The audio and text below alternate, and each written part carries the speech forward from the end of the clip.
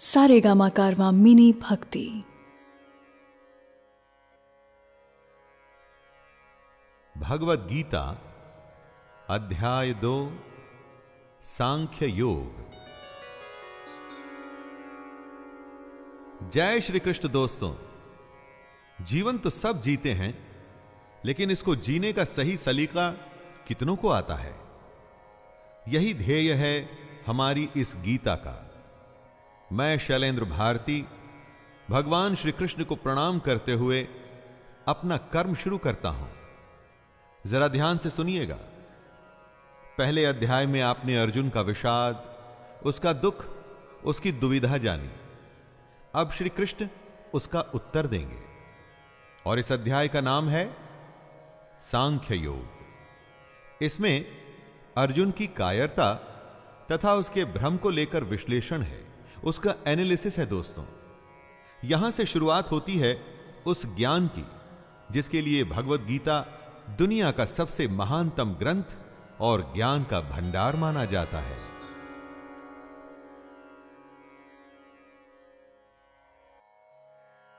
संजय उवाच तं तथा कृपयाविष्टम् अश्रुपूर्णाकुलेक्षणं विषिदन्तमिदं वाक्यम् उवाच मधुसूदनः। संजय कहते हैं, उस प्रकार करुणा से भरे हुए और आंसुओं से पूर्ण तथा व्याकुल नेत्रों वाले शोक युक्त उस अर्जुन को भगवान देखते हैं। अर्जुन दुख से घिरा हुआ है, आशा खत्म हो चुकी है, हिम्मत टूट चुकी है, और ऐसे में कृष्ण उसे समझाना शुरू करते हैं। जहां युद्ध का वर्णन होना चाहिए था, वहां दुख और विषाद का माहौल है। अर्जुन की आंखों में आंसू, मन में निराशा है। यह एक बहुत बड़ी हैरानी की बात थी। धृतराष्ट्र या संजय कोई भी इसकी आशा नहीं कर रहे थे। अर्जुन का दुख देखकर कृष्ण उत्तर देने के लिए तैयार होते हैं। दोस्तों, यही है गीता। अर्जुन या हम सबकी शंका और ईश्वर या कृष्ण का ज्ञान। श्री भगवानुवाच कुतस्त्वाकश्मलमिदं विषमे समुपस्थितम् अनार्यजुष्टमस्वर्ग्यम् अकीर्तिकरमर्जुन। श्री भगवान बोलते हैं, हे अर्जुन, तुझे इस समय असमय में यह मोह किस हेतु से प्राप्त हुआ? क्योंकि न तो यह श्रेष्ठ पुरुषों के द्वारा आचरित है, न स्वर्ग को देने वाला है, और न कीर्ति को करने वाला ही है। युद्ध के समय ऐसी शंका, यह तो असमय है। दोस्तों, इस तरह अपने शत्रु के प्रति मोह दिखाने का काम अर्जुन जैसे योद्धा कैसे कर सकते हैं? अपने कर्म से अगर हम मुंह मोड़कर मोह या किसी और वजह से हताश बैठ जाएं, तो वो ठीक नहीं है। इससे कभी कोई लाभ नहीं होता। क्लैब्यमास्मगमः पार्थ नैतत्त्वयुपपद्यते क्षुद्रं हृदय दौर्बल्यं त्यक्त्वोत्तिष्ठ परन्तप। कृष्ण समझा रहे हैं, हे अर्जुन, नपुंसकता को मत प्राप्त हो। अगर तू युद्ध में आया है तो युद्ध कर, ऐसे डर मत। तेरे जैसे धनुर्धर के लिए यह ठीक नहीं है, सही नहीं कि इस तरह से मन की कमजोरी दिखाओ। दोस्तों, श्री कृष्ण यहां नपुंसकता का अर्थ शक्तिहीनता, कमजोर हो जाना, युद्ध से मुंह मोड़ लेने वाली बात कर रहे हैं। यानी कि जो धर्म कहता है उसके अनुसार कर्म तो करना ही चाहिए। स्वयं को कमजोर मानकर बात को छोड़ देना यह सही नहीं है। बुरे समय में अगर हमें भी जब आशंका सताए, यही बात हमें याद रखनी चाहिए कि मन की दुर्बलता छोड़ हमें सिर्फ उस कर्म के बारे में सोचना चाहिए जो हम करने के लिए आए हैं। अर्जुन उवाच कथं भीष्ममहं संख्ये द्रोणं च मधुसूदन इषुभिः प्रतियोत्स्यामि पूजार्हा वरिसूदन। अर्जुन अपनी शंका के बारे में कहते हैं, हे मधुसूदन, मैं रणभूमि में किस प्रकार बाणों से भीष्म पितामह और द्रोणाचार्य के विरुद्ध लड़ूं, जिनसे मैंने सब कुछ सीखा है, जो मेरे लिए सबसे बड़े हैं, उन पर मैं कैसे बाण चला सकता हूं। दोस्तों, यहां पर अर्जुन का कहना है, उसका संशय है, असल में सुनने में गलत नहीं लगता। अर्जुन जिनकी पूजा करते हुए बड़े हुए हैं, अपने पितामह या अपने गुरु पर वो बाण कैसे चला सकते हैं। लेकिन युद्ध का तो यही काम है। बाण शत्रु और अपने में भेद नहीं करता। जब वो चलता है तो प्राण लेने के इरादे से, जिसे करने में इस वक्त अर्जुन असफल हो रहे हैं। गुरु न हत्वा हि महानुभावान् श्रेयो भोक्तुं भैक्षमपि हलोके हत्वार्थकामांस्तु गुरुनिहैव भुञ्जीय भोगान् रुधिरप्रदिग्धान्। अर्जुन की दुविधा गलत नहीं लगती जब वो ऐसा कहते हैं कि इन महानुभाव गुरुजनों को न मारकर मैं इस लोक में भिक्षा का अन्न भी खाना कल्याणकारक समझता हूं। यहां पर अर्जुन कहते हैं कि इन गुरुजनों को मारकर इस दुनिया में किसी भी तरह का लाभ ले लूं, उसका क्या मतलब है। अपने इन लोगों को मारकर उससे अर्थ और भोग, धन धान्य, ऐश्वर्य, ये सब तो मैं प्राप्त कर लूंगा, परंतु ऐसे भोगों से क्या प्राप्त होगा। दोस्तों, अर्जुन ही नहीं, दुनिया में न जाने कितने लोग ऐसे होते हैं जिन्हें लगता है कि परिवार भी न छूटे और मोक्ष भी प्राप्त हो जाए, परंतु यह तो संभव नहीं। न चैतद्विद्मः कतरन्नो गरीयो यद्वा जयेम यदि वा नो जयेयुः यानेव हत्वा न जिजीविषामस्तेव स्थिताः प्रमुखे धार्तराष्ट्राः। अर्जुन कहते हैं, हम ये भी नहीं जानते कि हमारे लिए युद्ध करना और न करना, इन दोनों में से कौन सा श्रेष्ठ है, अथवा ये भी नहीं जानते कि उन्हें हम जीतेंगे या वे हमको जीतेंगे। और जिनको मारकर हम जीना भी नहीं चाहते, वे ही हमारे आत्मीय धृतराष्ट्र के पुत्र हमारे मुकाबले में खड़े हैं। भविष्य में क्या होगा ये तो कोई भी नहीं जानता। विधि ने क्या विधान लिखा है उसके बारे में किसी को नहीं पता, लेकिन वर्तमान में हम जो करना चाहते हैं उसका निर्णय हमारे हाथ में होता है। हमारे कर्म सिर्फ और सिर्फ हमारे ही हाथ में हैं। तो क्या युद्ध जीतने के लिए अपनों को मारना ठीक है?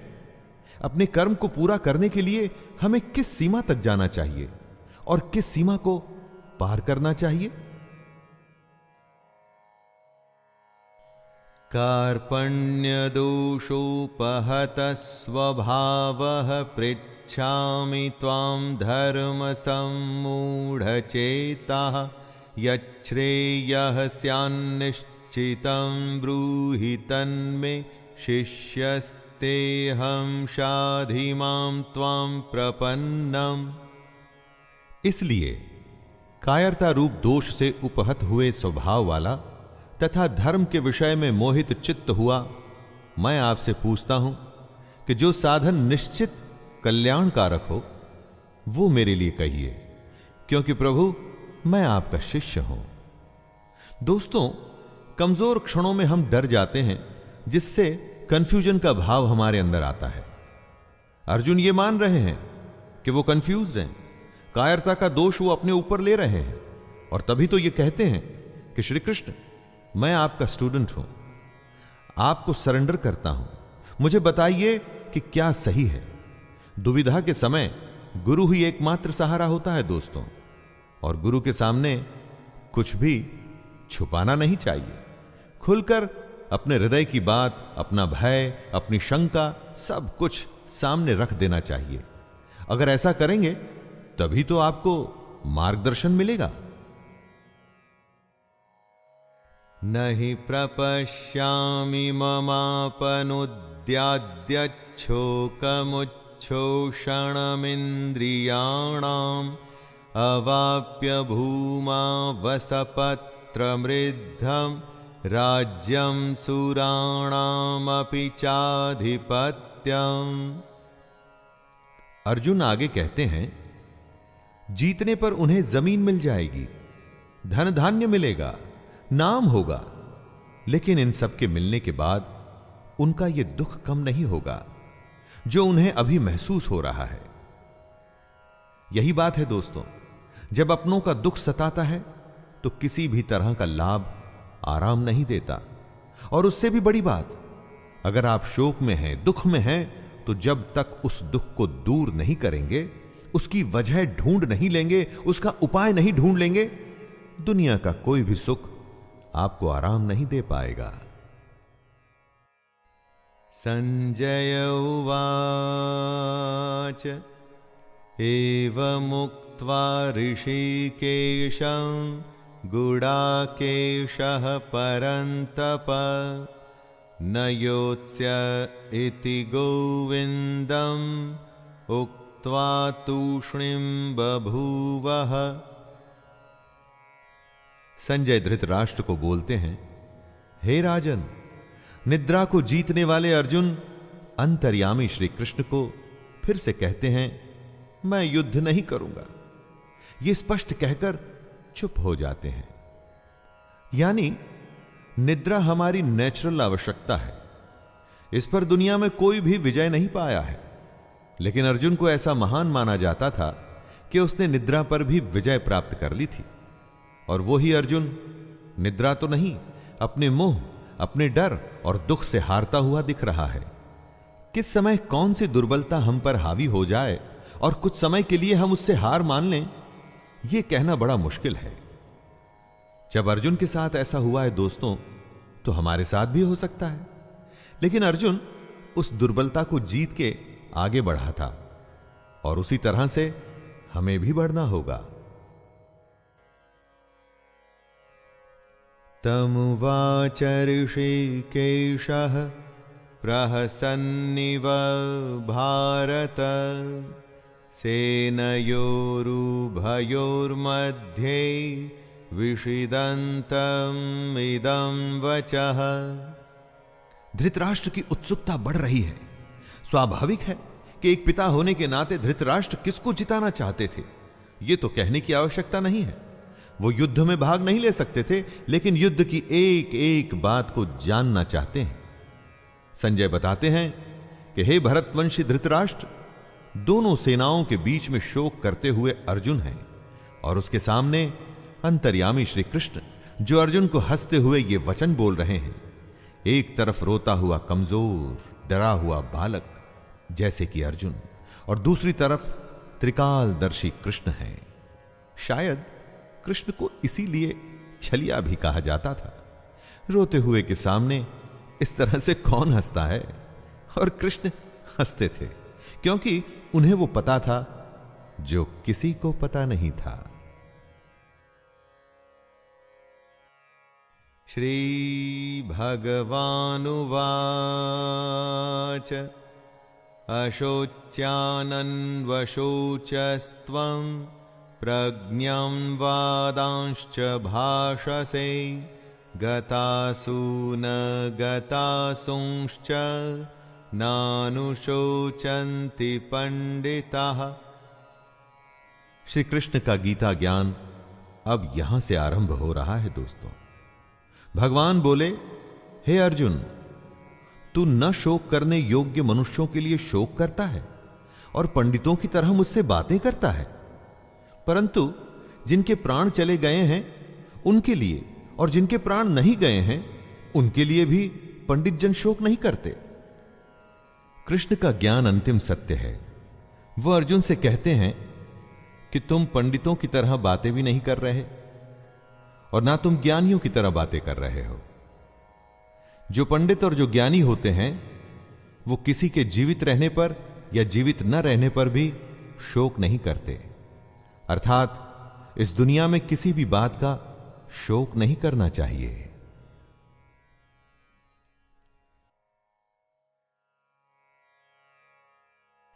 न त्वैवाहं जातु नासं न त्वं नेमे जनाधिपः न चैव न भविष्यामः सर्वे वयमतः परम।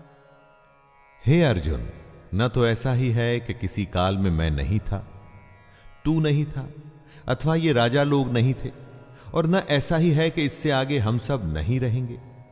ऐसा कोई समय नहीं था अर्जुन, जब अर्जुन नहीं था, कृष्ण नहीं था, बाकी के राजा नहीं थे। हम आते हैं और जाते हैं, फिर से आते हैं, समय का खेल चलता रहता है। अब यह बात अर्जुन या हमारे जैसे दुनियादारी में फंसे लोगों के लिए समझना या समझाना बहुत मुश्किल है दोस्तों, और इसी में से कृष्ण हमें बाहर निकालना चाहते हैं। काल का फेर, जी हां, काल का फेर तो चलता ही रहता है। हर काल में हमारे जैसे, अर्जुन के जैसे और कृष्ण के जैसे लोग होते हैं। आने वाले समय में भी हम तीनों होंगे और ऐसा ही खेल फिर से होगा। देहिनोऽस्मिन् यथा देहे कौमारं यौवनं जरा तथा देहान्तरप्राप्तिर्धीरस्तत्र न मोह्यते। कृष्ण जीवन का खेल समझाते हुए कहते हैं, जैसे जीवात्मा की इस देह में बालकपन, जवानी और वृद्धावस्था होती है, वैसे ही अन्य शरीर की प्राप्ति होती है। इस विषय में धीर पुरुष मोहित नहीं होता। हमारी आत्मा तो वही रहती है, लेकिन शरीर बचपन से बुढ़ापे तक बदलता है। वैसे ही नए जन्म में नया शरीर मिलता है। दोस्तों, कृष्ण कहते हैं कि बदलाव प्रकृति का नियम है। जो अभी है वो अगले पल बदल चुका है। आपको चाहे वो दिखे या ना दिखे, आप उसे महसूस करें या ना करें। जब बदलाव नियम है, ऐसे नियम के लिए फिर दुखी क्यों होना? जो नहीं बदलता उसे कहते हैं आत्मा। आत्मा की इस परिभाषा को ध्यान से समझ लीजिए। शरीर बदलता है दोस्तों, आत्मा कभी नहीं बदलती।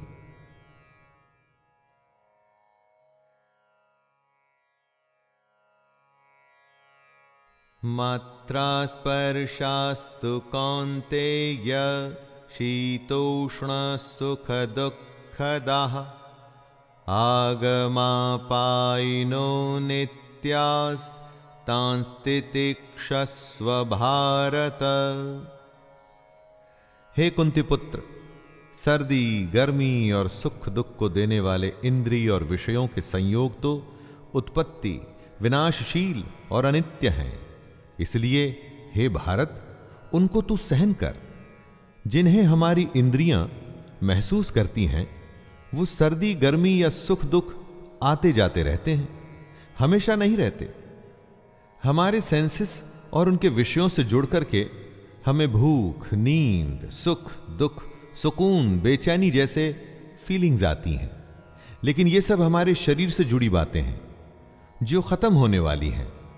सारी की सारी खत्म होने वाली हैं, परंतु जो खत्म नहीं होता उसे कहते हैं आत्मा।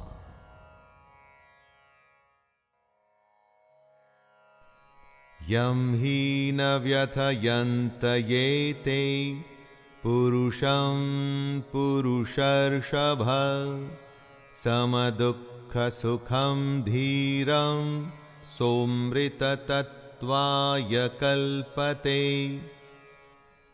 क्योंकि हे पुरुष श्रेष्ठ, दुख सुख को समान समझने वाले जिस धीर पुरुष को ये इंद्रिय और विषयों के संयोग व्याकुल नहीं करते, वह मोक्ष के योग्य होता है।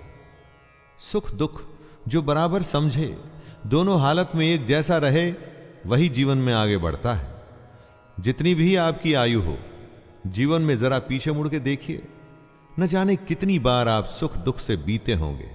कभी बेतहाशा खुशी हुई होगी, किसी के जाने या बेहद बड़े नुकसान पे शायद आप फूट फूट के रोए भी होंगे। और आगे आने वाले जीवन में भी ऐसा होता ही रहेगा। ज्ञानी इस बात को जानते हैं कि ऐसे सुख दुख तो आते जाते रहते हैं। एक ही भाव कभी रुक के नहीं रहता।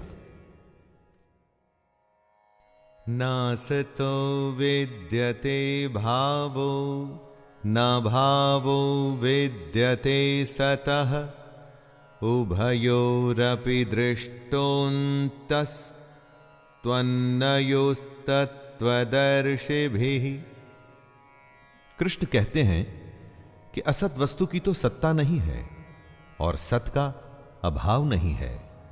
इस प्रकार इन दोनों का ही तत्वज्ञानी पुरुषों द्वारा देखा गया है। दोस्तों, जो झूठ है उसका कोई मूल्य नहीं, मूल्य सिर्फ सच का ही है। समझदार लोग इस बात को समझते हैं। जिसका आना जाना लगा रहे उसके लिए कोई क्या शोक करे।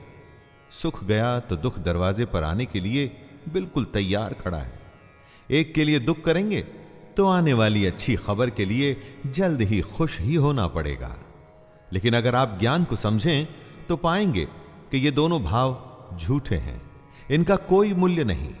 मूल्य है तो सिर्फ आत्मा का, जो निरंतर है और सिर्फ वही सच है।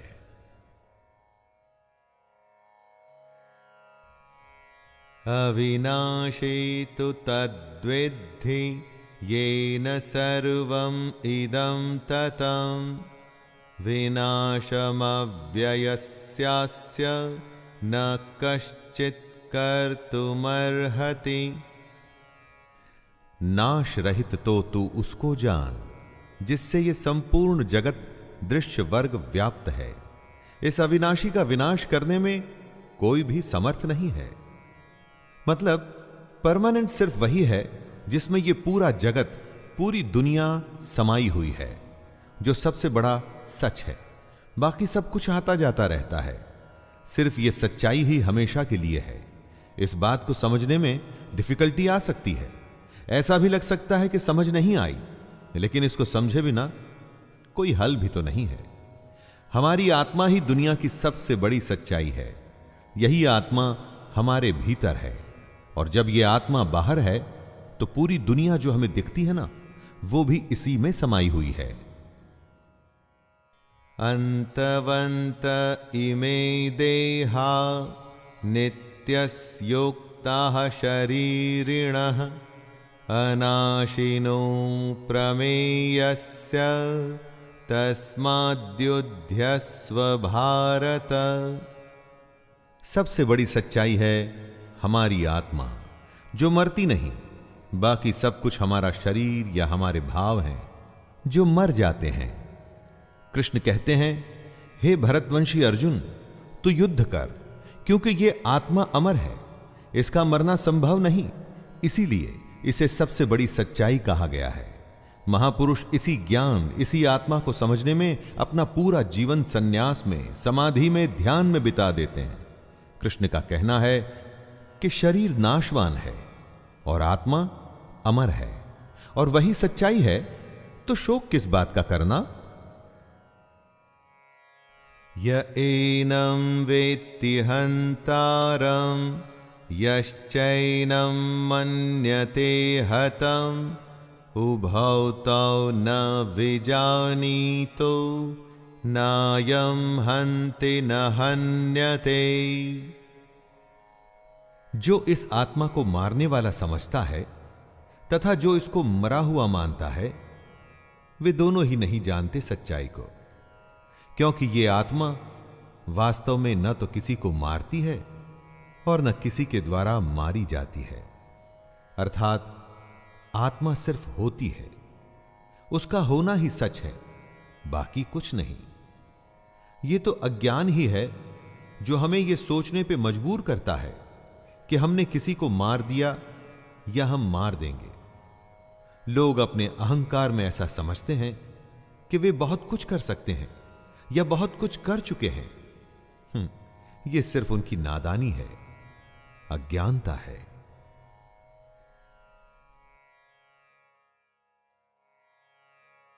न जायते म्रियते वा कदाचिन्नायं भूत्वा भविता वा न भूयः अजो नित्यः शाश्वतोऽयं पुराणो न हन्यते हन्यमाने शरीरे।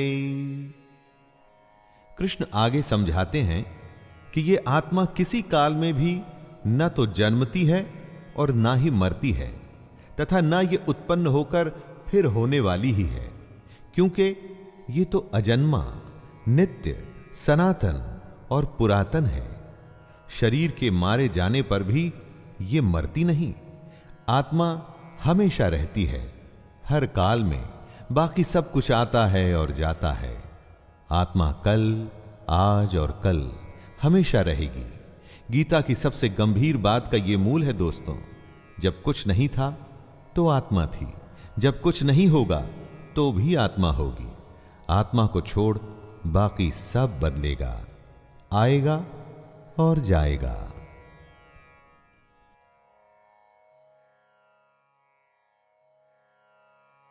वेदा विनाशिनं नित्यं य एनमजमव्ययम् कथं स पुरुषः पार्थकं घातयति हन्तिकम्। हे पृथापुत्र अर्जुन, जो पुरुष इस आत्मा को नाश रहित, नित्य, अजन्मा और अव्यय मानता है, वह पुरुष कैसे किसको मरवाता है और कैसे किसको मारता है? जो इस बात को समझता है कि आत्मा ही सबसे बड़ा सच है, वो किसी को कैसे मार सकता है या कैसे मरवा सकता है? इस बात को समझने का मतलब है कि ब्रह्म रूपी सच को समझना, ब्रह्म को समझना।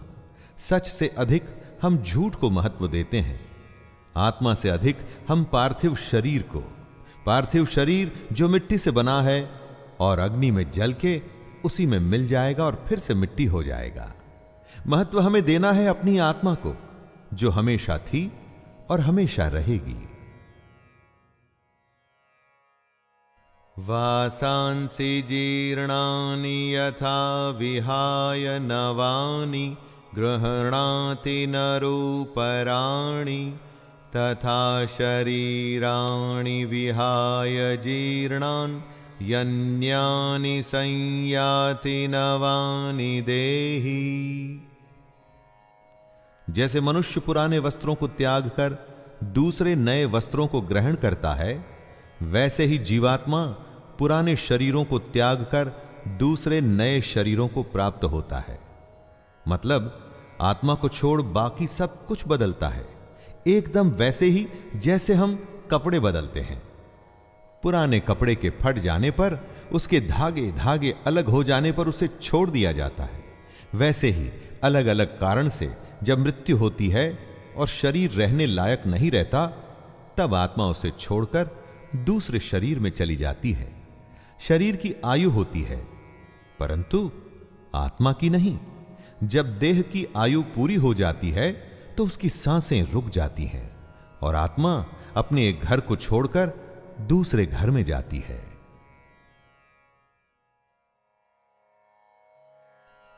नैनं छिन्दन्ति शस्त्राणि नैनं दहति पावकः न चैनं क्लेदयन्त्यापो न शोषयति मारुतः। इस आत्मा को शस्त्र नहीं काट सकते, इसको आग नहीं जला सकती, इसको जल नहीं गला सकता और वायु सुखा नहीं सकती। आत्मा कोई वस्तु नहीं कि कट जाए, जल जाए या सूख जाए।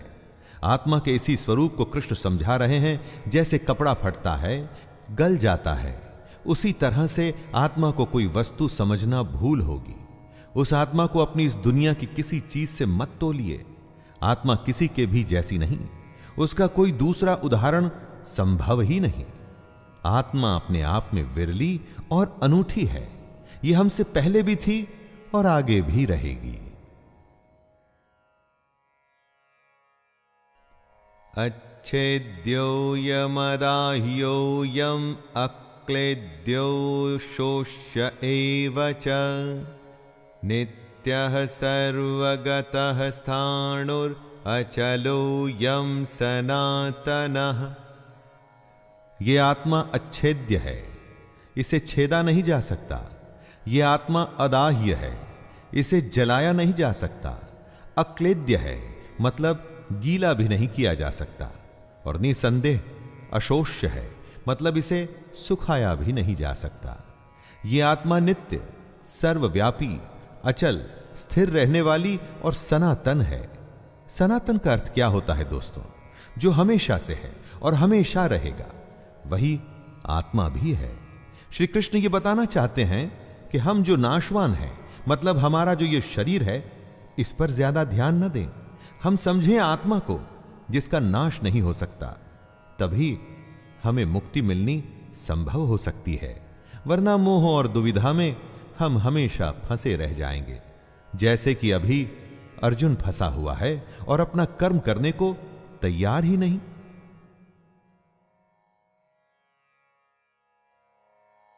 अव्यक्तोऽयमचिन्त्योऽयम् अविकार्योमुच्यते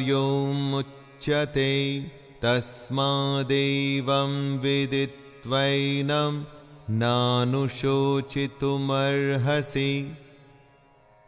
आत्मा का स्वरूप अव्यक्त है, मतलब इसे व्यक्त नहीं कर सकते, समझा नहीं सकते। इसको अचिंत्य कहते हैं। इसको आप सोच भी नहीं सकते। यह आत्मा विकार रहित है। आत्मा में कोई कमी नहीं होती दोस्तों। कृष्ण आगे कहते हैं कि हे अर्जुन, इस आत्मा को उपर्युक्त प्रकार से जानकर तू शोक करने के योग्य नहीं है, अर्थात तुझे शोक करना उचित नहीं है। आत्मा अव्यक्त इसलिए है क्योंकि इस आत्मा को हम अपनी इंद्रियों से नहीं समझ सकते। इंद्रियां इस दुनिया के लिए है और इन इंद्रियों से हम हैप्पीनेस, सैडनेस, सर्दी, गर्मी, टचिंग, खाना पीना, ऐसी भौतिक एक्टिविटीज करते हैं। आत्मा इन सब से परे है। अथ चैनं नित्यजातं नित्यं वा मन्यसे मृतं तथापि त्वं महाबाहो नैवं शोचितुमर्हसि। आत्मा का ये ज्ञान कृष्ण अर्जुन को इसलिए दे रहे हैं कि वो जिनके लिए शोक कर रहा है वो व्यर्थ है। कृष्ण समझाते हैं कि हे अर्जुन, यदि तू इस आत्मा को जन्म लेने वाली तथा सदा मरने वाली मानता है, तो हे महाबाहो, तू इस प्रकार शोक करने के योग्य नहीं है। दोस्तों, अगर अर्जुन आत्मा को जन्म लेने वाला और मरने वाला समझता है, तो भी शोक करने का कोई अर्थ नहीं है। अगर अर्जुन आत्मा को शरीर की तरह ही जन्म लेने वाला और मरने वाला समझता है, तो भी युद्ध में मरने वालों के लिए शोक करने का कोई मतलब नहीं। जातस्तहि ध्रुवो मृत्युर्ध्रुवं जन्म मृतस्य च तस्मादपरिहार्येऽर्थे न त्वं शोचितुमर्हसि। कृष्ण कहते हैं कि हे अर्जुन, अगर तुम ये मानते हो कि जन्मे हुए की मृत्यु निश्चित है और मरे हुए का जन्म निश्चित है, तो इससे भी इस बिना उपाय वाले विषय में तुम्हें शोक करने का कोई हक नहीं है। जन्म और मृत्यु तो जुड़े हैं एक के बाद दूसरे का होना, तो फिर शोक क्यों करना? जिसका जन्म हुआ उसका अंत तो निश्चित है, और अगर आत्मा ने जन्म लिया है तो उसका मरना भी निश्चित है। कृष्ण यहां यह कह रहे हैं कि न जाने कितनी ही बार हम उन बातों के लिए शोक करते हैं जिसका होना तय है। यह समझदारी नहीं है। जो तय है वो होगा ही, और जो होगा ही, तो उसके लिए शोक करके अपने आप को कमजोर या दुर्बल बनाने की क्या आवश्यकता है? अव्यक्तादीनि भूतानि व्यक्तमध्यानि भारत अव्यक्तनिधनान्येव तत्र का परिदेवना। हे अर्जुन, संपूर्ण प्राणी जन्म से पहले अप्रकट थे और मरने के बाद भी अप्रकट हो जाने वाले हैं, केवल बीच में ही प्रकट है। फिर ऐसी स्थिति में शोक क्या करना? हमारा होना, किसी का भी होना उनके जन्म और मृत्यु के बीच में होता है, तो फिर शोक किसके लिए करना? अचानक से एक जन्म होता है, जब कोई नहीं था तो वो एक नया खिलखिलाता हुआ नया जीवन आता है, खुशियां लिए हुए, लेकिन उसके साथ ही किसी के जाने की भी तैयारी शुरू हो गई है। ऐसा तो हो नहीं सकता कि हम अच्छे को स्वीकार करें और बुरे के लिए शोक मनाते रहें। जीवन के सच को हमें मानना पड़ेगा। आश्चर्यवत् पश्यति कश्चिदेन माश्चर्यवद्वदति तथैव चान्यः आश्चर्यवच्चैनमन्यः शृणोति श्रुत्वाप्येनं वेद न चैव कश्चित्। कोई एक महापुरुष ही इस आत्मा को आश्चर्य की भांति देखता है और वैसे ही दूसरा कोई महापुरुष भी इसके तत्व को आश्चर्य की भांति वर्णित करता है, तथा दूसरा कोई अधिकारी पुरुष इसे आश्चर्य की भांति सुनता है, और कोई कोई तो सुनकर भी इसको नहीं जानता। यानी कि आत्मा को समझना बेहद बेहद और बेहद मुश्किल है। कुछ आत्मा के बारे में सुन के हैरान होंगे कि ऐसा कैसे हो सकता है। कोई हैरान होकर आत्मा का वर्णन करेगा, और हम में से कोई ऐसे होंगे जो सुन के इस बात को समझ नहीं पाएंगे। बात को समझिए, कितनी ही बार लोग ज्ञान की बातें सुनते हैं और थोड़ी ही देर में वापस अपनी मोह माया की दुनिया में लग जाते हैं। दोस्तों, उसी मोह माया से तो निकलना है अगर आप आत्मा को समझना चाहते हैं। देहि नित्यमवध्योऽयं देहे सर्वस्य भारत तस्मात् सर्वाणि भूतानि न त्वं शोचितुमर्हसि। हे अर्जुन, यह आत्मा सबके शरीर में सदा ही अवध्य है। इस कारण संपूर्ण प्राणियों के लिए तू शोक करने के योग्य नहीं है।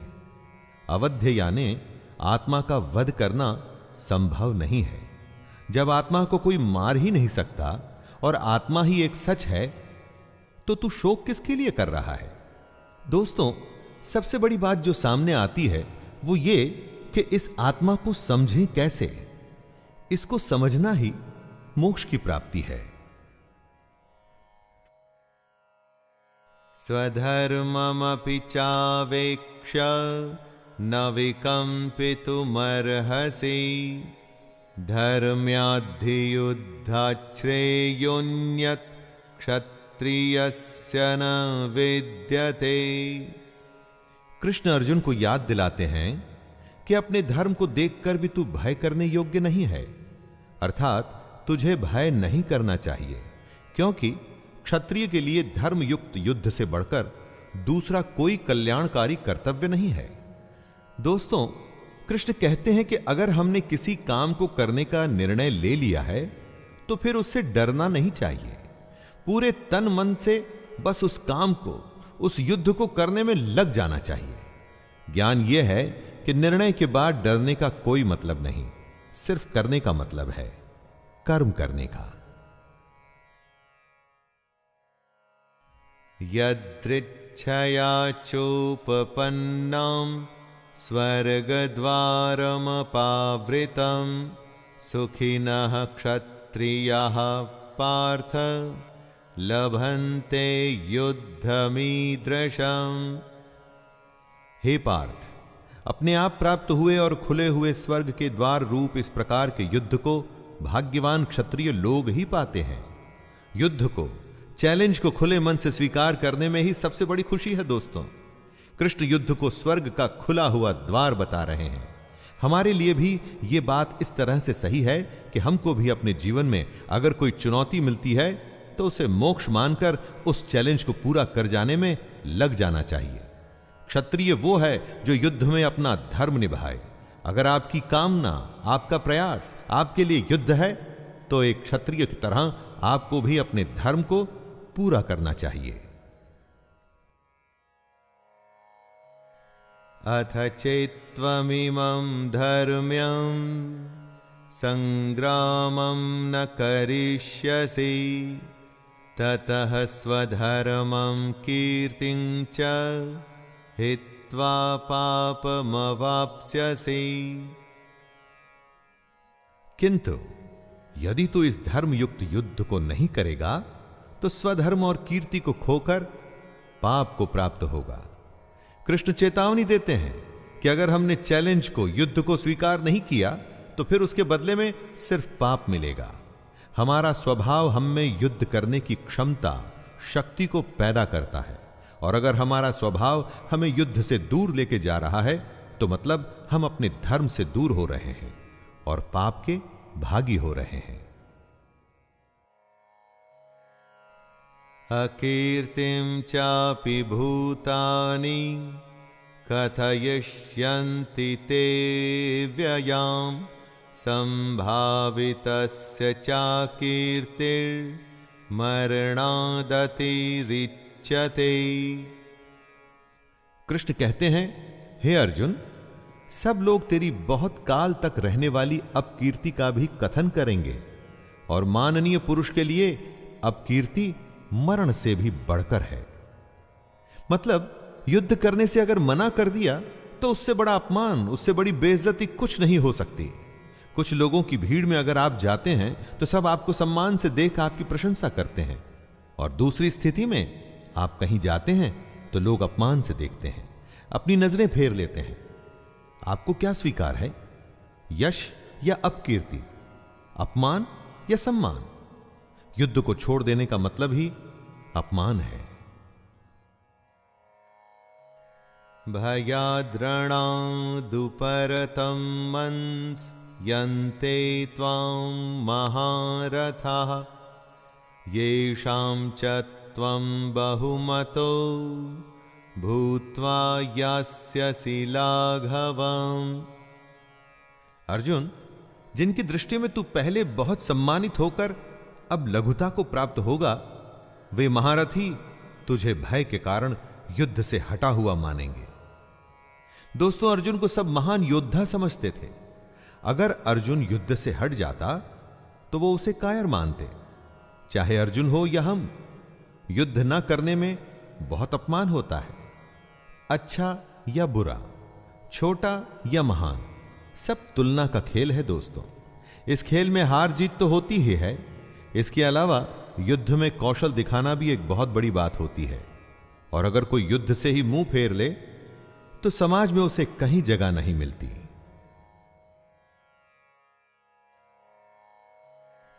अवाच्य वादांश्च बहून् वदिष्यन्ते तवाहिताः निन्दन्तस्त्वसामर्थ्यं ततो दुःखतरं नु किम्। आपके बैरी, आपके शत्रु तो इसी ताक में रहते हैं कि कब आपकी निंदा कर सकें। युद्ध से भाग के उन्हें ऐसा मौका क्यों देना? हे अर्जुन, तेरे बैरी लोग तेरे सामर्थ्य की निंदा करते हुए तुझे बहुत से न कहने जैसे वचन भी कहेंगे। उससे अधिक दुख और क्या होगा? अपने चारों तरफ देखिए दोस्तों, ऐसे लोगों की कमी नहीं होगी जो इस मौके की तलाश में हैं कि कैसे आपको नीचा दिखाया जाए। अगर यह मौका आप खुद ही उन्हें परोस कर दे देंगे तो सोचिए उन्हें कितनी खुशी होगी। फिर हमें उन्हें यह मौका देने की क्या आवश्यकता है? हतो वा प्राप्स्यसि स्वर्गं जित्वा वा भोक्ष्यसे महीम् तस्मादुत्तिष्ठ कौन्तेय युद्धाय कृतनिश्चयः।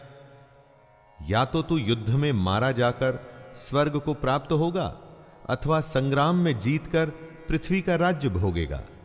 इस कारण हे अर्जुन, तू युद्ध के लिए निश्चय करके खड़ा हो जा।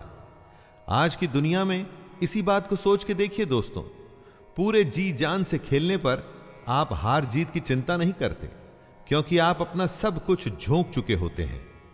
जीतने पर नाम होता है और हारने पर भी आप अपने और दूसरों के मन में सम्मान पाते हैं, क्योंकि आपने धर्म के अनुसार युद्ध किया। इसलिए अपनी चुनौतियों से, चैलेंजेस से कभी भी मुंह नहीं मोड़ना चाहिए। सुख दुखे समे कृत्वा लाभालाभौ जया जयौ ततो युद्धाय युज्यस्व नैवं पापमवाप्स्यसि। जय पराजय, लाभ हानि और सुख दुख को समान समझकर उसके बाद युद्ध के लिए तैयार हो जा। इस प्रकार युद्ध करने से हे अर्जुन, तू पाप को नहीं प्राप्त होगा। दोस्तों, अपनी चुनौती में अगर आप अपना सर्वस्व लगा देते हैं तो जीतने पर तो सब कुछ मिलेगा ही, लेकिन अगर हार भी जाते हैं तो अफसोस नहीं होगा, निराशा नहीं होगी, क्योंकि आपके पास जो भी था वो आपने युद्ध में, अपनी चैलेंजेस में लगा दिया। अब इस स्थिति को बड़े ध्यान से देखिए। युद्ध में अपना सब कुछ लगाने पर हार जीत में अंतर कम हो जाता है, और यही तो कृष्ण भी कह रहे हैं कि सुख और दुख को एक जैसा समझें और बस युद्ध में लग जाएं। अच्छा बुरा सबको एक जैसा समझकर बस अपने काम, अपनी चुनौती में लग जाइए। एषा ते विहिता सांख्ये बुद्धिर्योगे त्विमां शृणु बुद्ध्या युक्तो यया पार्थ कर्मबंधं प्रहास्यसि। हे पार्थ, यह बुद्धि तेरे लिए ज्ञान योग के विषय में कही गई है, और अब तू इसको कर्म योग के विषय में सुन। दोस्तों, अब कृष्ण कर्म योग के बारे में बता रहे हैं, जिससे कर्मों के बंधन को तोड़ा जा सके, नष्ट किया जा सके। ज्ञान सोचने और समझने की बात है, और कर्म व्यवहारिक यानी प्रैक्टिकल, सच्चाई, दोनों तरीके हैं अपने गंतव्य, मंजिल या डेस्टिनेशन पर पहुंचने के। यनेहाभिक्रमनाशोस्ति प्रत्यवातो न विद्यते स्वल्पमप्यस्य धर्मस्य त्रायते महतो भयात्। इस कर्म योग में आरंभ का अर्थात बीज का नाश नहीं है, और उल्टा फल रूपी दोष भी नहीं है, बल्कि इस कर्म योग रूपी धर्म का थोड़ा सा भी साधन जन्म मृत्यु रूपी महान भय से रक्षा करवा देता है। सबके लिए ज्ञान का, साधना का, साधुओं का मार्ग संभव नहीं है। हमारे जैसे अधिकतर लोगों को कर्म योग अपनाना चाहिए। अगर कर्म योग को समझ के उस पर हम सब चल सकें तो कभी निराशा नहीं होगी। अगर इस कर्म योग को हम थोड़ा सा भी समझ लें तो जन्म और मृत्यु के डर से हमेशा के लिए बच सकते हैं। व्यवसायात्मिका बुद्धिर एकेह कुरु नंदन बहुशाखा ह्यनन्ताश्च बुद्ध्यो व्यवसायिनाम्। हे अर्जुन, इस कर्म योग में निश्चयात्मिका बुद्धि एक ही होती है, किंतु अस्थिर विचार वाले विवेकहीन सकाम मनुष्यों की बुद्धियां निश्चय ही बहुत भेदों वाली और अनंत होती है। जब फैसला लेना हो तो बुद्धि एक ही होती है, लेकिन जहां सोच की, फैसले की, निर्णय की कमी हो वहां कई बुद्धियां काम करती हैं। यहां अनिर्णय की स्थिति के बारे में कहा गया है। दोस्तों, जब आप फैसला नहीं ले पाते हैं, कोई डिसीजन नहीं ले पाते हैं, तो न जाने कितनी ही दिशाओं में आपका ध्यान, आपकी बुद्धि जाती है। लेकिन अगर आप निर्णय करने की सोच लें तो उसके बाद सिर्फ उस काम को करने का ही प्रण होता है। और अगर ऐसा नहीं है तो ऐसा होना चाहिए। यामिमां पुष्पितां वाचं प्रवदन्त्य विपश्चितः वेदवादरताः पार्थ नान्यदस्तीति वादिनः। हे अर्जुन, जो भोगों में तन्मय हो रहे हैं, जो कर्म फल के प्रशंसक वेद वाक्यों में ही प्रीति रखते हैं, जिनकी बुद्धि में स्वर्ग ही परम प्राप्य वस्तु है और जो स्वर्ग से बढ़कर दूसरी कोई वस्तु ही नहीं देखते, यानी ऐसे लोग जो कर्म के बदले में होने वाले सिर्फ फल लाभ की ही बात करते हैं। जब भी कोई काम उससे होने वाले फायदे से शुरू होता है तो वो काम नहीं, स्वार्थ हो जाता है, उसे कर्म नहीं कह सकते। जो लोग ऐसा करते हैं उन्हें कृष्ण कर्म फल का प्रशंसक बता रहे हैं। आप अकर्मी होने से बचिए। कामात्मानः स्वर्गपरा जन्म कर्म फल प्रदां क्रिया विश्लेष बहुलां भोगैश्वर्य गतिं प्रति। ऐसे लोगों को कृष्ण ढोंगी बताते हैं। वो कहते हैं, हे अर्जुन, ऐसा कहने वाले हैं वे अविवेकी जन इस प्रकार की जिस पुष्पित अर्थात दिखाऊ शोभा युक्त वाणी को कहा करते हैं, ऐसे लोग ढोंगी होते हैं। यानी वो लोग जो कर्म की बात सिर्फ इसलिए करते हैं ताकि उन्हें बदले में भोग और ऐश्वर्य जैसे फल या लाभ मिल सकें, काम से ज्यादा उसके होने वाले फायदे की बात करना ढोंग है। कई लोग आपको मिलेंगे जो जमीन पर इतना काम नहीं करेंगे जितना वो हवाई किले बनाएंगे। दोस्तों, ऐसे ढोंगी लोगों से बचना चाहिए। भोगैश्वर्य प्रसक्तानां तया परित चेतसां व्यवसायात्मिका बुद्धिः समाधौ न विधीयते। जो कर्म की बातें सिर्फ भोग और ऐश्वर्य के लिए करते हैं, जिनका ध्येय सिर्फ भोग और ऐश्वर्य है, उन पुरुषों की परमात्मा में निश्चयात्मिका बुद्धि नहीं होती। यानी ऐसे लोगों का ध्येय स्वार्थ होता है, फायदा होता है। भगवान या अपने काम में सच्ची लगन नहीं होती। ऐसे लोगों की संगत से बचना चाहिए। इनकी पहचान होती है इनके नेगेटिव रवैये से। इनकी बातों से आप समझ जाएंगे कि काम में इनकी कोई रुचि नहीं, बस उस काम का फल भोगने में इनको बहुत रुचि है। त्रैगुण्य विषया वेदा निस्त्रैगुण्यो भवार्जुन निर्द्वन्द्वो नित्यसत्वस्थो निर्योगक्षेम आत्मवान। हे अर्जुन, वेदों के कर्म कांड हमारी प्रकृति के 3 गुणों से जुड़े हैं। इसलिए तू उन भोगों एवं उनके साधनों में आसक्तिहीन, हर्ष शोकादि द्वंद्वों से रहित, नित्य वस्तु परमात्मा में स्थित योग और क्षेम को न चाहने वाला और स्वाधीन अंतःकरण वाला हो। यहां पर कृष्ण अत्यंत कठिन लेकिन सबसे बड़ी बात कह रहे हैं।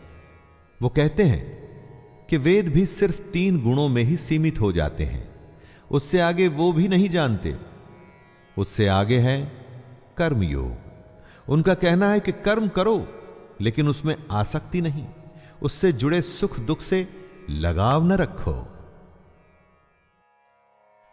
यावानर्थ उदपाने सर्वतः संप्लुतोदके तावान् सर्वेषु वेदेषु ब्राह्मणस्य विजानतः।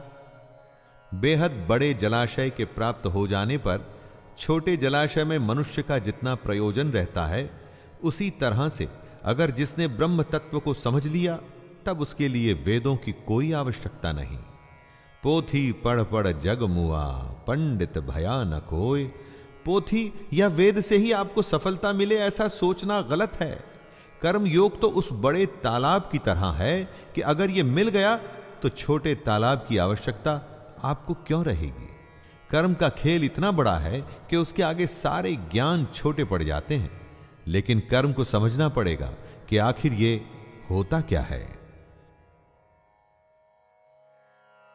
कर्मण्यैवाधिकारस्ते मा फलेषु कदाचन मा कर्मफल हेतुर्भुर्मा ते संगोस्त्वकर्मणि। तेरा कर्म करने में ही अधिकार है, उसके फलों में कभी नहीं। इसलिए तू कर्मों के फल के लिए काम मत कर। और ऐसा भी ना हो कि तू कर्म ही ना करे। कर्म करना है लेकिन फल के लिए नहीं। गीता के सबसे लोकप्रिय श्लोक में इस श्लोक की गिनती होती है। कर्म करना है लेकिन फल के लिए नहीं, उसे अपना धर्म और अपना कर्तव्य समझकर। योगस्थः कुरु कर्माणि संगत्यक्त्वा धनंजय सिद्धय सिद्धयोः समो भूत्वा समत्वं योग उच्यते। कृष्ण योग को और समझा रहे हैं। हे धनंजय, तू आसक्ति को त्याग कर सिद्धि और असिद्धि में समान बुद्धि वाला होकर योग में स्थित हुए कर्तव्य कर्मों को कर। कर्म के फल की इच्छा न कर, और ऐसा नहीं करना कि कर्म करने में इच्छा न हो। यही निष्काम कर्म की कुंजी, उसकी चाबी, उसका सार है। कर्म के बाद क्या फल मिलेगा उसकी परवाह किए बिना बस पूरी लगन से अपने धर्म और कर्तव्य को पूरा कर। दूरेण ह्यवरं कर्म बुद्धि योगा धनंजय बुद्धौ शरणमन्विच्छ कृपणः फलहेतवः। कर्म के फल की इच्छा को छोड़ के जो निष्काम कर्म योगी होता है वो पाप पुण्य से दूर हो जाता है।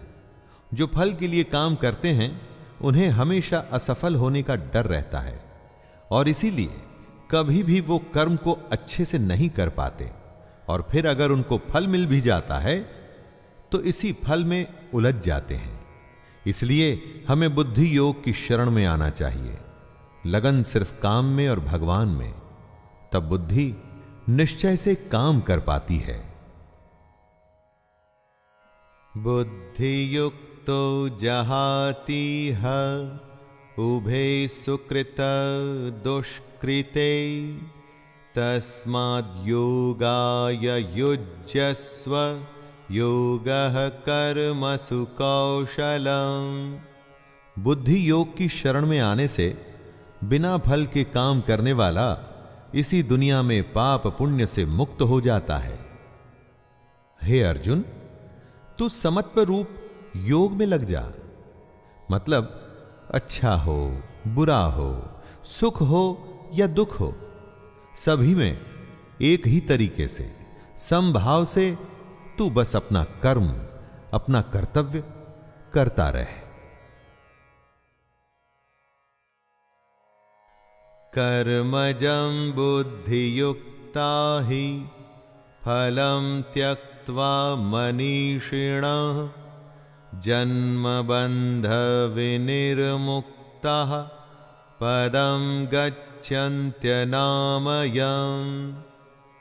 आम इंसान कर्म करके उसके फल को प्राप्त कर खुश होता है, और उसके बाद दूसरे फल के लालच में फिर से नए कर्म में लग जाता है।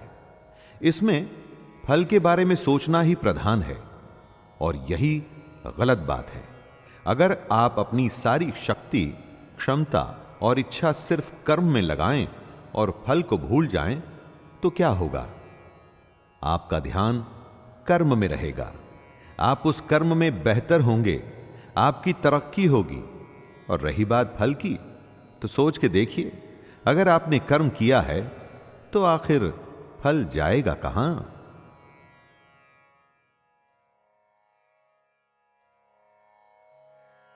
यदा ते मोहकलिलं बुद्धिर्व्यतितरिष्यति तदा गन्तासि निर्वेदं श्रोतव्यस्य श्रुतस्य च। कर्म के फल का मोह हो या रिश्तों का मोह, धन या ऐश्वर्य का मोह, यही मोह हमें फंसाता है। जब बुद्धि मोह के दलदल से निकल जाती है, तब परमात्मा के पास आने की राह निकल आती है। रिश्ते, धन, ऐश्वर्य बुरे नहीं, उनसे मोह बुरा है, क्योंकि जब आपका लगाव इन वस्तुओं से हो जाता है तो सोचने की शक्ति कम हो जाती है, बुद्धि ठीक से काम नहीं करती, फैसले गलत हो जाते हैं। इसलिए इस मोह को बुरा बताया गया है। धृतराष्ट्र के पुत्र मोह से ही पूरा महाभारत हुआ। युधिष्ठिर के द्यूत या जुए के मोह में उनका पूरा राज्य चला गया था। दोस्तों, ये उस समय की ही बात नहीं है। आप चाहें तो आज के समय के भी कई सारे उदाहरण जो आप अपने आसपास में देख सकते हैं। श्रुति विप्रतिपन्ना ते यदा स्थास्यति निश्चला समाधावचला बुद्धिस्तदा योगमवाप्स्यसि। जितने लोग होते हैं उतने किस्म की बातें होती हैं, और जितनी बातें होती हैं उतने तरीके से बुद्धि सोचती है। जब दिमाग, बुद्धि स्थिर होकर एक जगह या परमात्मा में लग जाती है तो उसे ही योग कहते हैं। बुद्धि का स्थिर हो जाना ही एकाग्रता यानी कंसंट्रेशन कहलाता है। दोस्तों, स्थिर होकर एकाग्रता से कुछ करने को समाधि की स्थिति भी कहते हैं। और अगर आपने कंसंट्रेशन से काम किया हुआ हो तो मैं दावे के साथ कहता हूं कि वो काम कभी भी व्यर्थ नहीं होगा। अर्जुन उवाच स्थितप्रज्ञस्य का भाषा समाधिस्थस्य केशव स्थितधिः किं प्रभाषेत किमासीत व्रजेत किम्। अर्जुन पूछते हैं, हे केशव, समाधि में स्थित परमात्मा को प्राप्त हुए स्थिर बुद्धि पुरुष का क्या लक्षण है? वह स्थिर बुद्धि पुरुष कैसे बोलता है, कैसे बैठता है और कैसे चलता है? दोस्तों, आप जरूर जानना चाहेंगे कि जो लोग अपनी अपनी फील्ड में सबसे ऊपर पहुंचते हैं उनकी सफलता का रहस्य क्या है। अर्जुन भी जानना चाहता है कि जो स्थिर होके अपनी बुद्धि को एक जगह लगा देते हैं उनकी पहचान क्या है। श्री भगवानुवाच प्रजहाति यदा कामान् सर्वान् पार्थ मनोगतान् आत्मयैवात्मना तुष्टः स्थितप्रज्ञस्तदोच्यते। श्री भगवान उत्तर देते हैं, हे अर्जुन, जिस काल में ये पुरुष मन में स्थित संपूर्ण कामनाओं को भली भांति त्याग देता है और आत्मा से आत्मा में ही संतुष्ट रहता है, उस काल में वह स्थित प्रज्ञ कहा जाता है। भगवान कृष्ण ने बताया था कि आत्मा ही सबसे बड़ी सच्चाई है। मोह, इच्छा या कामना छोड़ना ही आत्मा के पास आना है। जिसको संतुष्टि, शांति के लिए किसी दूसरे पर निर्भर नहीं रहना पड़ता, वो ही अपनी कामना को त्याग सकता है। दोस्तों सोचिए, क्या आपको अपनी खुशी, अपनी शांति के लिए किसी और की आवश्यकता पड़ सकती है? दुःखेष्वनुद्विग्नमनः सुखेषु विगतस्पृहः वीतरागभयक्रोधः स्थितधीर्मुनिरुच्यते। बुरा होने पर जिसके मन में दुख पैदा न हो, अच्छा होने पर जो मन भी शांत रहे, खुशी से पागल न हो, गुस्सा, डर या प्रेम जो सब कुछ एक ही भाव से एक ही जैसे देखता हो, उसकी बुद्धि स्थिर रहती है और वही मुनि या योगी कहलाता है। अच्छी खबर पे खुश हो जाना, बुरे पे उदास, ये तो स्वाभाविक ही है। अगर किसी जानवर को भी आप कुछ खाने को देंगे तो वो खुश होगा, छीन लेंगे तो उसे बुरा लगेगा। लेकिन इस सब से जो ऊपर उठ जाता है, अलग अलग अवस्थाओं में भी वो अपनी स्वयं की हालत नहीं बदलता, मतलब उसकी बुद्धि स्थिर है, यानी वो मुनि है। वो योगी कहलाने के लायक है। यह सर्वत्रानभिस्नेहस्तत् तत्प्राप्य शुभाशुभं नाभिनन्दति न द्वेष्टि तस्य प्रज्ञा प्रतिष्ठिता। जिसमें लगाव नहीं है, शुभ हो या अशुभ, अच्छा या बुरा, जो दोनों को एक जैसे देखता है, वही अपनी बुद्धि को स्थिर रखता है। इस श्लोक में कृष्ण समझा रहे हैं कि किस तरह से अलग अलग हालत में खुद को, अपनी बुद्धि को स्थिर रखा जाए, कैसे संयम और धैर्य से हम अपने जीवन में अनुशासन ला सकते हैं, वरना चारों तरफ या तो दुख की हाहाकार होगी या खुशी से लोग झूम रहे होंगे।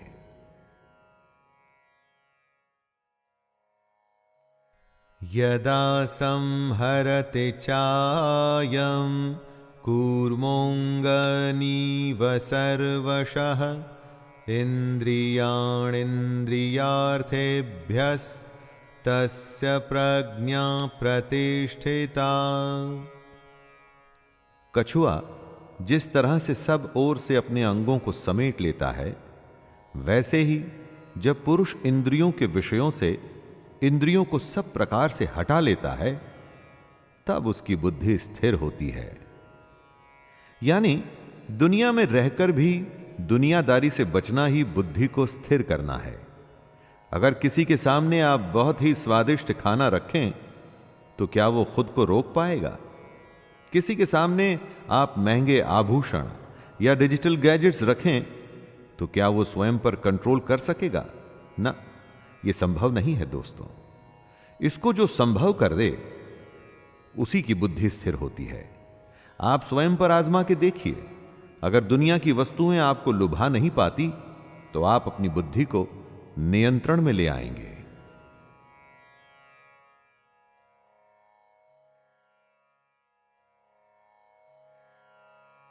विषया विनिवर्तन्ते निराहारस्य देहिनः रसवर्जं रसोऽप्यस्य परं दृष्ट्वा निवर्तते। संभव है कि हम दुनिया के विषयों में रुचि न लें, इससे हम दुनिया से दूर तो हो जाएंगे, लेकिन दुनिया के प्रति उनकी आसक्ति नहीं जाती। कहने का मतलब है कि मन की इच्छा को खत्म करना है, आसक्ति खत्म करनी है। अगर ऐसा करना है तो ही बुद्धि स्थिर होगी। कृष्ण कह रहे हैं कि मान लीजिए आप दुनिया की वस्तुओं को ना भी बोल देते हैं, तो क्या आपका मन उन्हीं में लगा हुआ है? आसक्ति, इच्छा खत्म करनी है, तभी तो मोह खत्म होगा। मन के लगाव को ही मोह कहते हैं। यततो ह्यापि कौन्तेय पुरुषस्य विपश्चितः इन्द्रियाणि प्रमाथीनि हरन्ते प्रसभं मनः। हे अर्जुन, आसक्ति का नाश न होने के कारण ये प्रमथन स्वभाव वाली इंद्रियां प्रयास करते हुए बुद्धिमान पुरुष के मन को भी बलपूर्वक हर लेती हैं। कृष्ण समझा रहे हैं कि जहां आप अपनी इच्छा या अपनी आसक्ति खत्म नहीं करते, वहां इंद्रियां आपको अपने वश में कर लेती हैं। सोचिए, कितनी ही बार ऐसा होता है कि सुख दुख आपके वश में नहीं, आप सुख दुख के वश में हो जाते हैं। कभी हंसी नहीं रुकती तो कभी रोना नहीं, कभी भूख नहीं रुकती तो कभी नींद, और कभी काम वासना भी नहीं रुकती।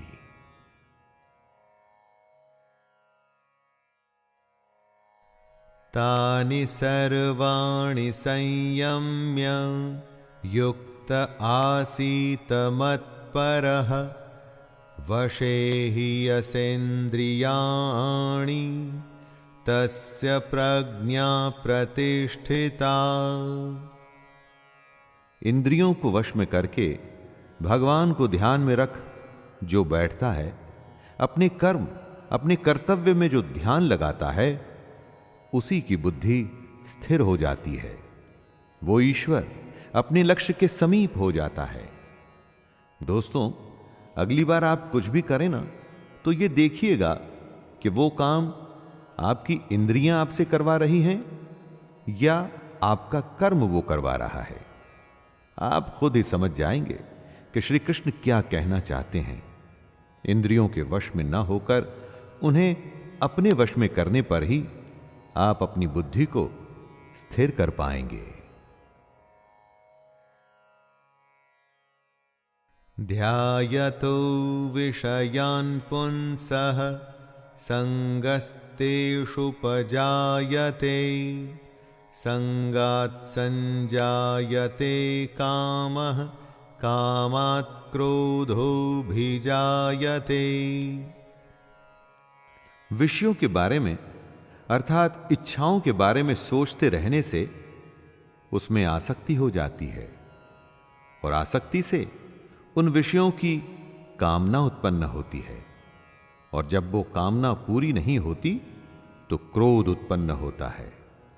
जिस तरह ज्यादा खाने से भूख बढ़ती है, ज्यादा सोने से नींद बढ़ती है, उसी तरह से जब आप अपनी इच्छाओं के बारे में सोचते रहते हैं तो बस उसी में फंस के रह जाते हैं, और उसे ही आसक्ति कहते हैं।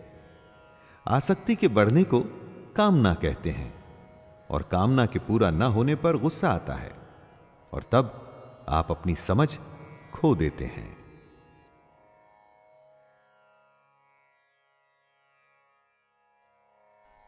क्रोधात् भवति सम्मोहः सम्मोहात् स्मृतिविभ्रमः स्मृतिभ्रंशात् बुद्धिनाशो बुद्धिनाशात् प्रणश्यति।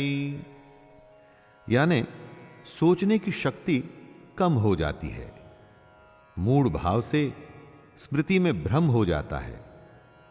जब सोच नहीं सकते तो याद भी नहीं रख सकते। स्मृति में भ्रम हो जाने से बुद्धि अर्थात ज्ञान शक्ति का नाश हो जाता है। जब याद नहीं रख पाएंगे तो ज्ञान किसी काम नहीं आएगा, बुद्धि बेकार हो जाएगी, और बुद्धि का नाश हो जाने से पुरुष अपनी स्थिति से गिर जाता है।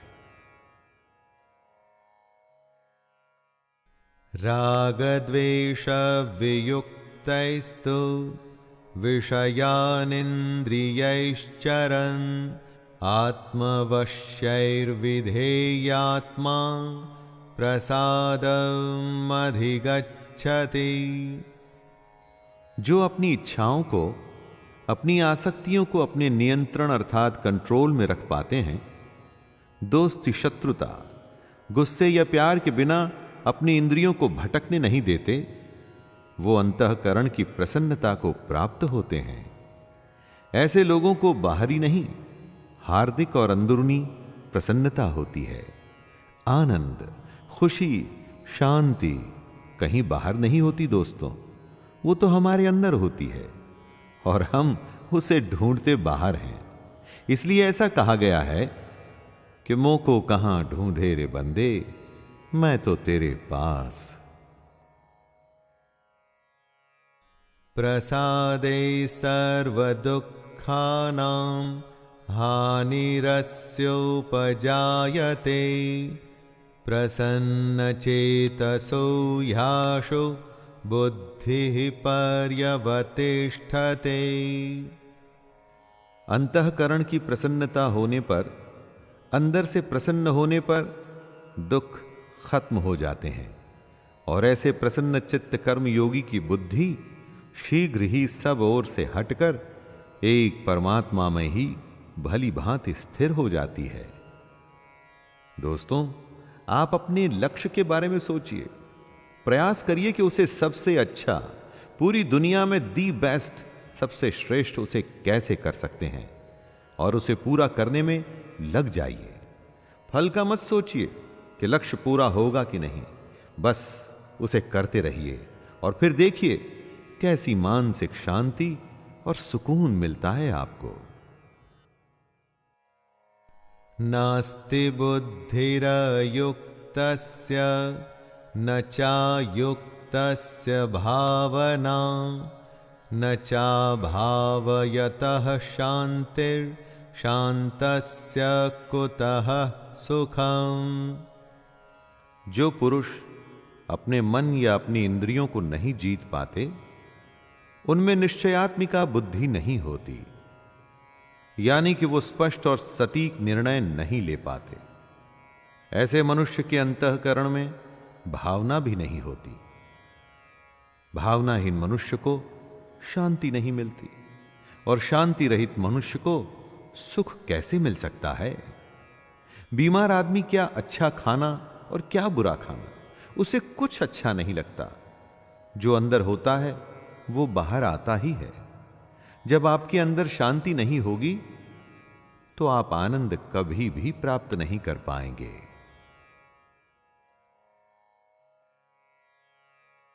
इंद्रियाणां हि चरतां यन्मनोनो विधीयते तदस्य हरति प्रज्ञां वायुर्नावमिवाम्भसि।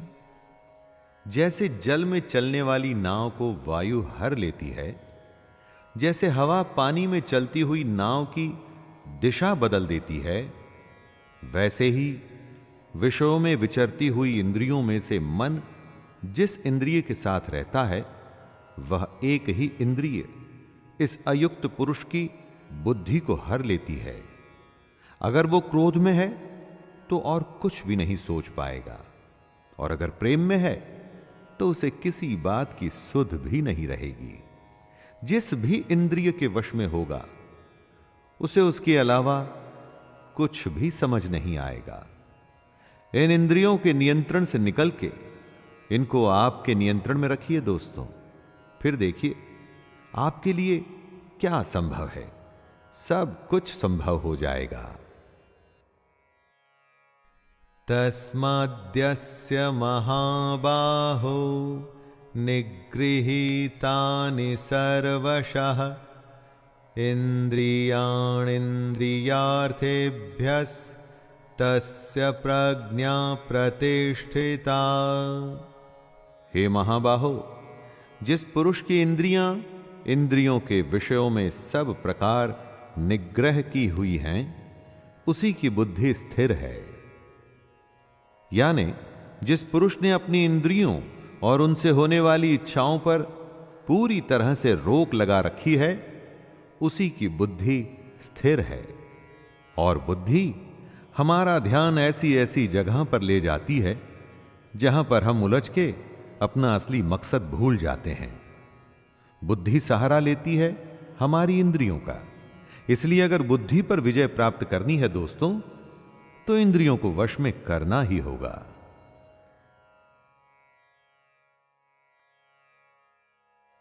या निशा सर्वभूतानां तस्यां जागर्ति संयमी यस्यां जाग्रति भूतानि सा निशा पश्यतो मुनेः। संपूर्ण प्राणियों के लिए जो रात्रि के समान है, उस नित्य ज्ञान स्वरूप परमानंद की प्राप्ति में स्थित प्रज्ञ योगी जागता है। और जिस नाशवान सांसारिक सुख की प्राप्ति में सब प्राणी जागते हैं, परमात्मा के तत्व को जानने वाले मुनि के लिए वह रात्रि के समान है। दोस्तों, कृष्ण की यह बात गहरी है और समझनी पड़ेगी। जो सबके लिए रात है, उस रात में योगी परमात्मा के लिए, ज्ञान के लिए जागता है और साधना करता है। और जो सबके लिए सांसारिक सुख है, जिसके लिए संसार में हर कोई जागता है, वो सुख योगी के लिए रात के समान है। जब सब सोते हैं तो मेहनती बच्चा रात में जाग के पढ़ता है और परीक्षा में वो ही अव्वल आता है। आपूर्यमाणमचल प्रतिष्ठं समुद्रमापः प्रविशन्ति यद्वत् तद्वत् कामायं प्रविशन्ति सर्वे स शान्तिमाप्नोति न कामकामी। जैसे नाना प्रकार की नदियों के जल सब ओर से परिपूर्ण अचल प्रतिष्ठा वाले समुद्र में उसको विचलित न करते हुए ही समा जाते हैं, वैसे ही सब भोग जिस स्थित प्रज्ञ पुरुष में किसी प्रकार का विकार उत्पन्न किए बिना समा जाते हैं, वही पुरुष परम शांति को प्राप्त होता है, भोगों को चाहने वाला नहीं। नदियां समुद्र को विचलित अर्थात उसे डिस्टर्ब नहीं करती, उसी तरह से स्थिर बुद्धि वाले पुरुष में सारी इच्छाएं, सारे भोग समा जाते हैं और उसे विचलित नहीं करते। कई बार किसी के कहने पर आपको बुरा लगता है और आप अपना आपा खो देते हैं, इसका मतलब आपका अपने ऊपर नियंत्रण नहीं है। ऐसा समुद्र बनिए जिसमें कोई भी नदी, किसी भी तरह की गाली या कोई कमेंट आपको कभी भी विचलित न कर पाए। विहाय कामान्यः सर्वान् पुमांश्चरति निःस्पृहः निर्ममो निरहंकारः स शान्तिमधिगच्छति। जो पुरुष संपूर्ण कामनाओं को त्याग कर ममता रहित, अहंकार रहित और स्पृहा रहित हुआ विचरता है, वही शांति को प्राप्त होता है, अर्थात वो शांति को प्राप्त है। कामना का, इच्छा का त्याग करना है, उससे मोह नहीं रखना है, घमंड नहीं करना है, दुनिया में रहकर भी दुनिया से अलग रहना है। ऐसे ही इंसान को शांति प्राप्त होती है। कामयाब वही होता है जो परेशान हुए बिना अपनी धुन में, अपने काम में लगा रहता है। सफलता उसी के ही पांव चूमती है। एषा ब्राह्मी स्थितिः पार्थ नैनां प्राप्य विमुह्यते स्थित्वा स्यामन्तकालेऽपि ब्रह्मनिर्वाणमृच्छते। हे अर्जुन, ये ब्रह्म को प्राप्त हुए पुरुष की स्थिति है। इसको प्राप्त होकर योगी कभी मोहित नहीं होता और अंतकाल में भी इस ब्रह्म स्थिति में स्थित होकर ब्रह्मानंद को प्राप्त हो जाता है। दोस्तों, कृष्ण अर्जुन को बता रहे हैं कि जो पुरुष ऐसा करने में सफल होता है उसे ब्रह्म की प्राप्ति होती है। ब्रह्म का अर्थ है सबसे बड़ा सत्य, इससे आगे कुछ भी नहीं होता। कृष्ण कहते हैं कि ये जो सारे लक्षण हैं उन लोगों के हैं जो अपनी बुद्धि को स्थिर रखकर अपने लक्ष्य को प्राप्त करते हैं। स्वाभाविक है कि अगर इन बातों को हम भी अपने जीवन में उतार लें तो हम भी अपने लक्ष्य से कभी दूर नहीं रहेंगे। दोस्तों, ये था गीता का दूसरा अध्याय, सांख्य योग।